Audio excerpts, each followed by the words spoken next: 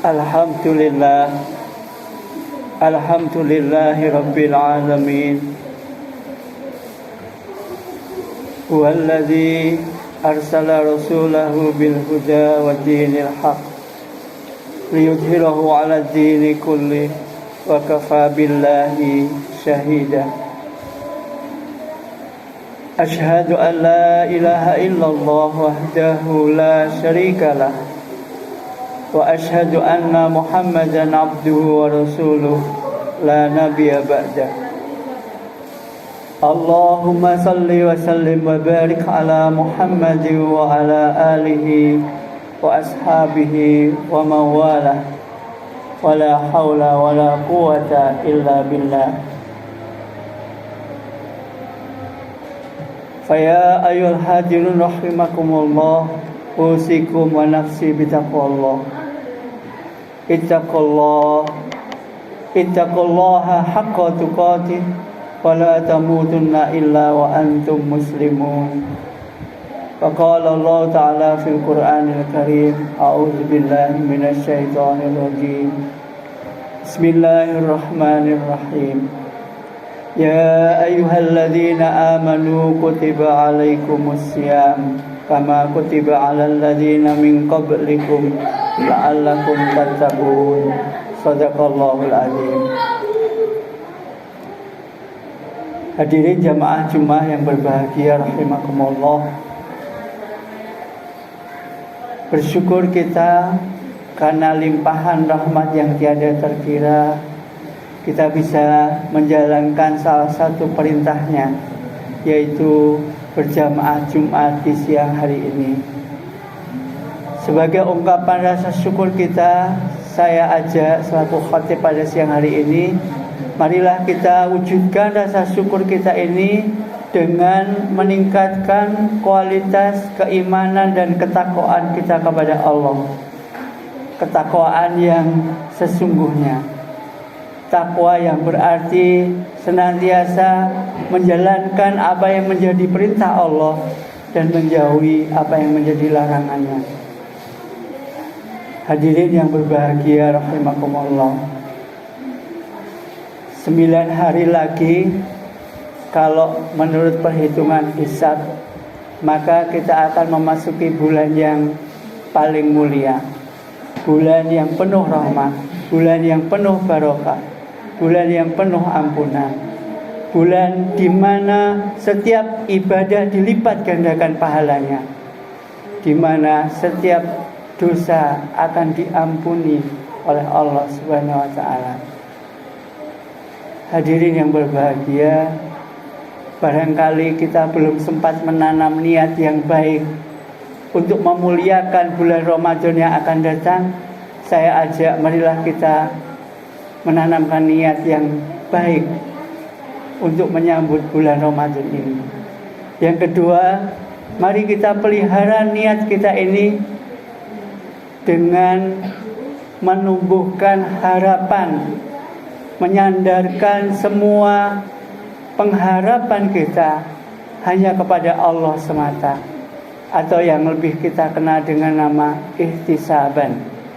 Sehingga puasa kita ini benar-benar karena iman dan ihtisaban yang akan menjadi jaminan kita untuk dihapuskan dosa-dosa kita.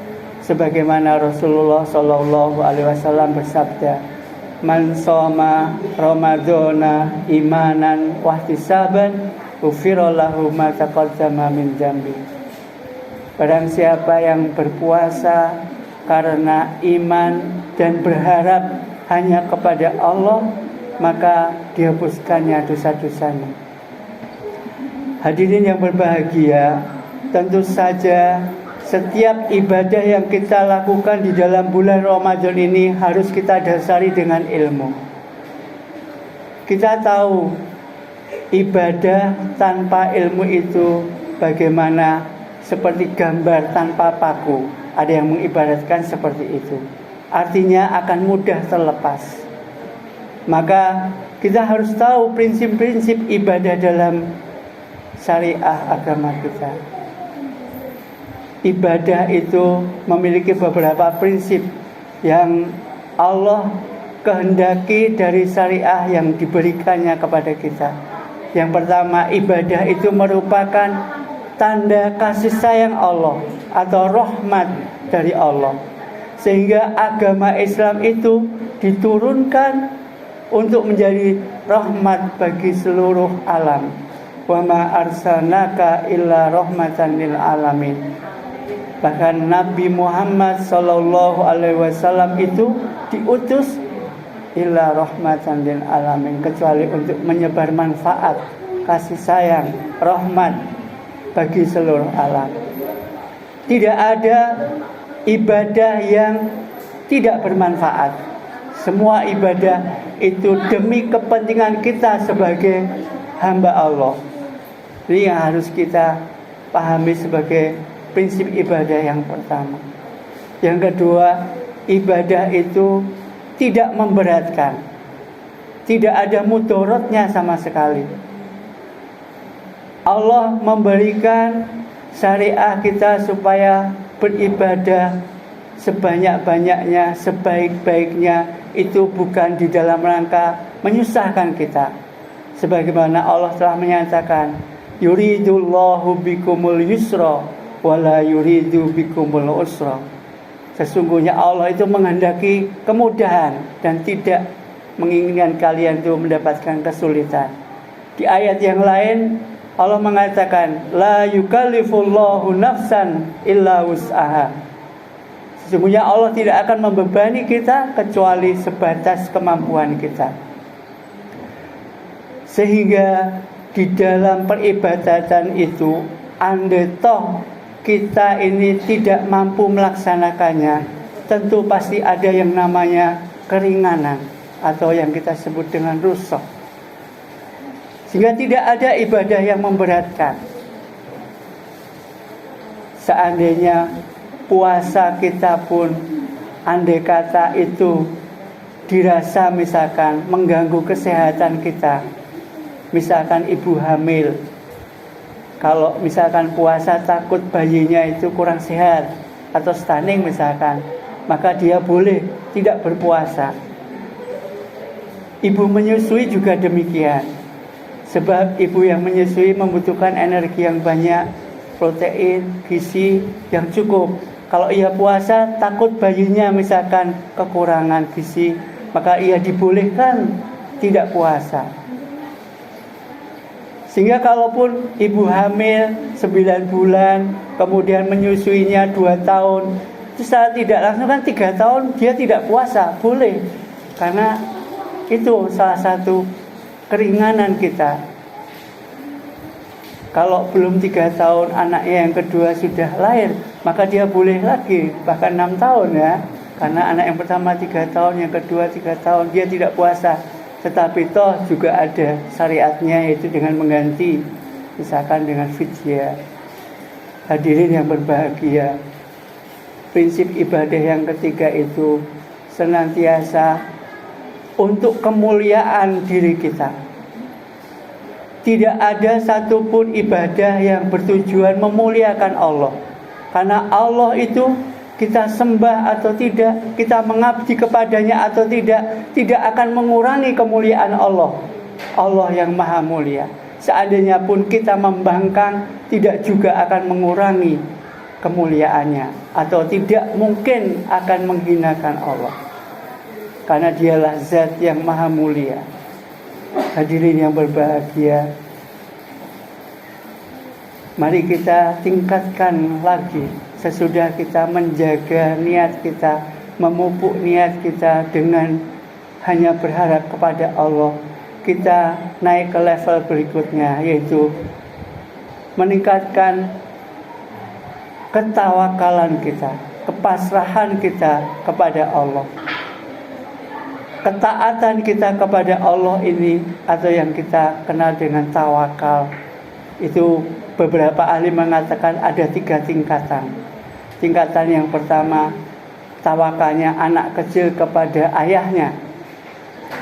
Kalau anak kecil itu bandel, nakal, itu wajar.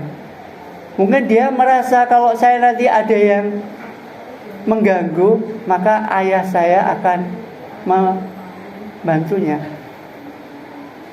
Kalau tawakal kita seperti ini seperti anak kecil. Kalau kita misalkan menghadapi masalah, musibah, kemudian kita baru mengadu kepada Allah, tetapi ketika kita mendapatkan kenikmatan, mendapatkan kemuliaan, kita melupakan Allah, maka ketawakalan kita ini seperti tawakalnya anak kecil kepada ayahnya.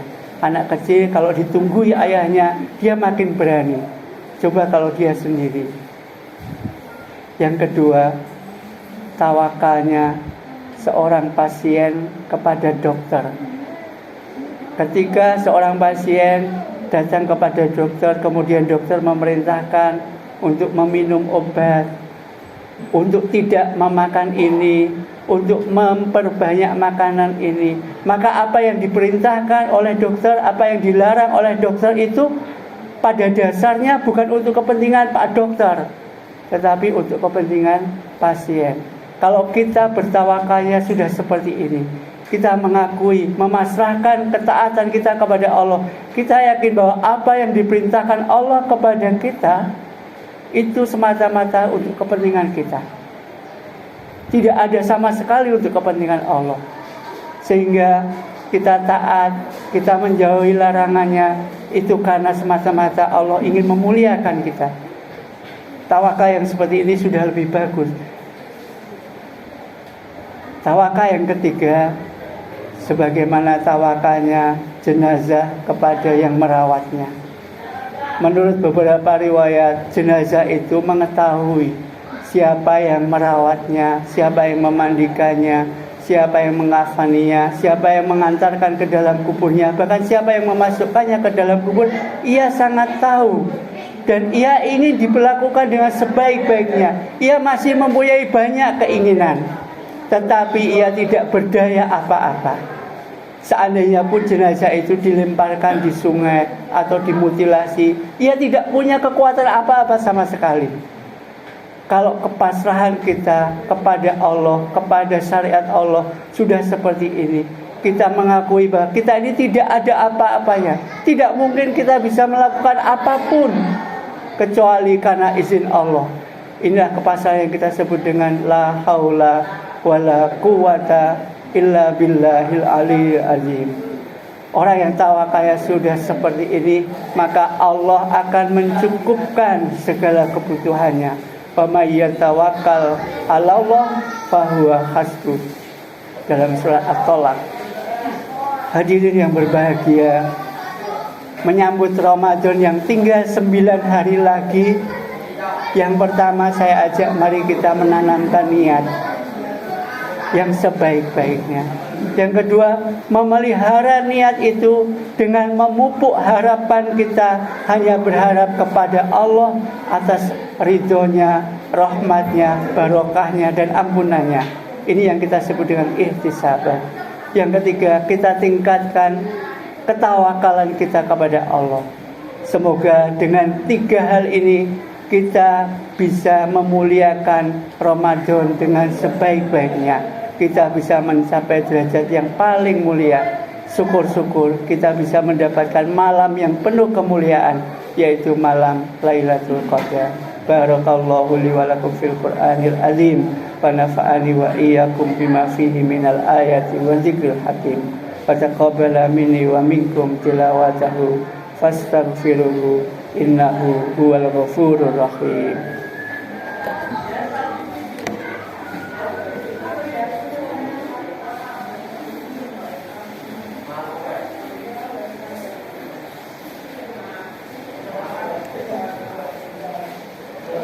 Alhamdulillahi rabbil alamin.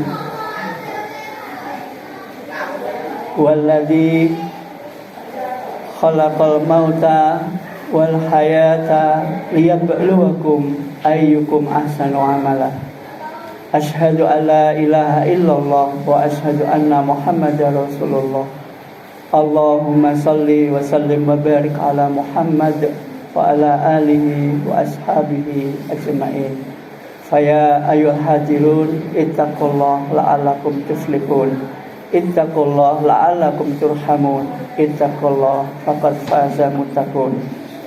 Qala Allah Ta'ala fil Qur'anil Karim, a'udzu billahi minasy syaithanir rajim. Bismillahirrahmanirrahim.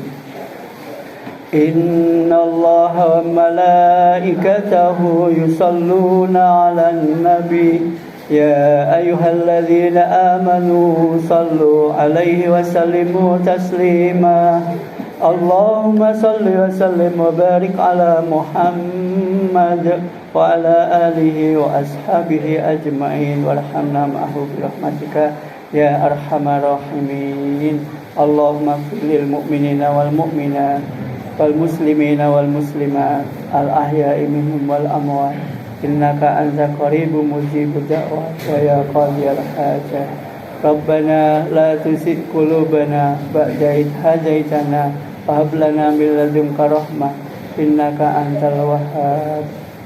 Allahumma aslih lana dinana alladhi huwa ismatu amrina wa aslih lana dunyana alladhi fiha ma'asuna wa aslih lana akhiratina alladhi ilaiha ma'aduna waj'alil hayata ziyadatan lana fi kulli khair waj'alil mauta rahatan lana min kulli shar. Allahumma barik lana fi Rajab wa Sya'bana wa balighna Ramadana. Rabbana atina fid dunya hasanah wa fil akhirati hasanah wa qina adzabannar.